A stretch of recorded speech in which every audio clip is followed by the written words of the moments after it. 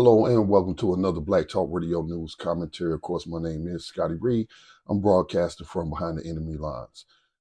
I just recently did a podcast where I talked about Donald Trump's still urging his followers and people to commit acts of violence. But now he's made these not so veiled threats against the FBI agents and others within the Department of Justice of the United States government, and basically saying to his followers that it's time that they dealt with these people. And as I stated in the last report on that particular subject, is that, I mean, people want to claim that these are political prisoners when they're not. We saw their crimes and what have you, but the real political prisoners have yet to receive mainstream support. They do have some support, dedicated few who take up the issues of political prisoners, like I would say National Jericho Movement. You could just do a search engine on these names and find these organizations. And then in the black press, you have the San Francisco Bayview National Black Newspaper, or you can follow them, find them on Facebook.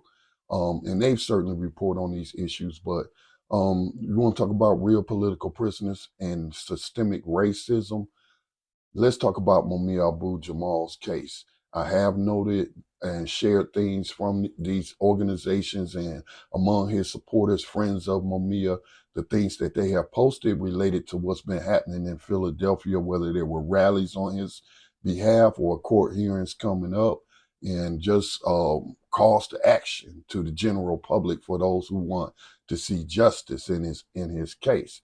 But some people might be shocked, but I am not shocked that the National Bayview shared the link to this video on YouTube that I'm going to share with you. But it certainly speaks to why Mumia deserves, in the very least, a new trial, if not, and certainly his immediate release. But this intersects, with modern day slavery, and racism and institutional racism by the system. Have to go to City Hall. Yes. Yeah. And we would basically they would look around for whatever judge was finishing up and that we could get in.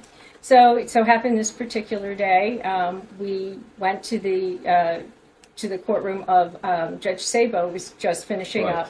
And it was the Mumia case. He was in chambers taking his robe off, and Judge Klein was in Judge Sabo's chambers putting his robe on, and I was setting up my steno machine. I see. And they were chatting, and I wasn't paying attention to their conversation. They're pretty much, how do you like the civil bench? How, do you miss criminal this and that? And it was just like this, that, the other thing. This, that, and the other thing. And then, it had turned to Judge Klein was asking him about the particular case. And like I said, I was not paying attention. So when my ears tuned in, I'm not sure what the setup was exactly, but Judge Sabo, the tenor was, he was basically complaining about both the lawyers in the case, saying like he was frustrated. It seemed like he was frustrated with the DA, that he was trying to basically feed him what to say, and the guy wasn't saying it right, and this and that. And one thing led to another, and Judge Klein's question to him was, well, what are you going to do?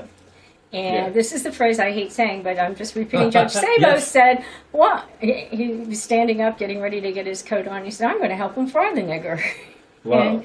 So what really affected me was I knew this was the beginning of the case. So that phrase kind of shocked you into consciousness. Well, yeah, and I mean, he hadn't even heard any evidence yet. I mean, not to mention the fact that he'd used a racial slur. That was certainly, and also he was saying he was going to help. I mean, he was indicating to me he'd made up his mind that he was guilty and he was going to help him.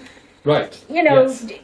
Make sure the case went a certain way. There was actually a judge, and Judge Sabo insisted that he was. A judge is supposed to be the neutral arbiter.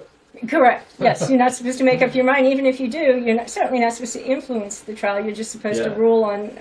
So it was upsetting. That's right. That's right. And there is such a thing as judge shopping, and that, it's harder and harder to do that. It apparently at one point was easier, but and Judge Sabo was apparently known for being prosecution oriented and was known for, I mean, nobody seemed surprised that he used a racial slur. Like when I said that, it was like nobody, it didn't register. It was like, Yeah. And as far as I was concerned, while that in itself was shocking, I also felt that had Judge Sabo said, I'm going to help him fry the nice young man in the white Oxford shirt, or something, Right. it was still, it was not a fair trial. There are two aspects to it. One of them, the racial slur, and the other thing, obstructing justice. Basically. Exactly. Yes. So again, I must ask: is anybody shocked by what that woman testified to in this interview that she gave? That this judge Sabo used the N word and talked about how he was going to help them fry Mumia. And let's talk about him. Who is he? He might have some schools or something named after him in Philadelphia. He might have his bust somewhere in a government building as if he was an honorable man when he was not. So his name is Albert F. Sabo. Albert F. Sabo was an American lawyer and judge of the Philadelphia County Court of Common Pleas. He is best known for presiding over the 1982 murder trial of Mumia Abu-Jamal. Sabo served as a judge from 1974 until his retirement in 1998. So this man was this racist judge sat on the bench, it seems, for over 20 years.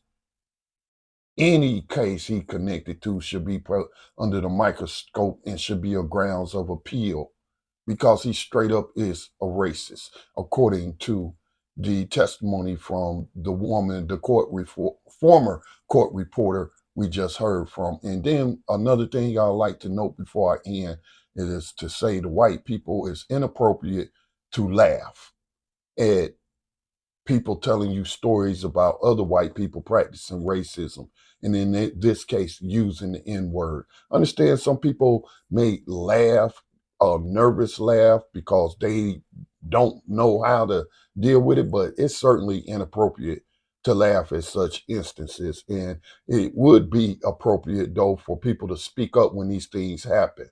Would these judges know who among them are racist? These court employees know who the racists are. And the only way we can end systemic racism is to expose the racists by any means necessary.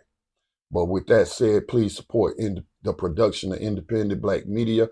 You can do so with a donation to the new media nonprofit Black Talk Media Project, and you can find the links and other information in the description. That said, peace and blessings to all.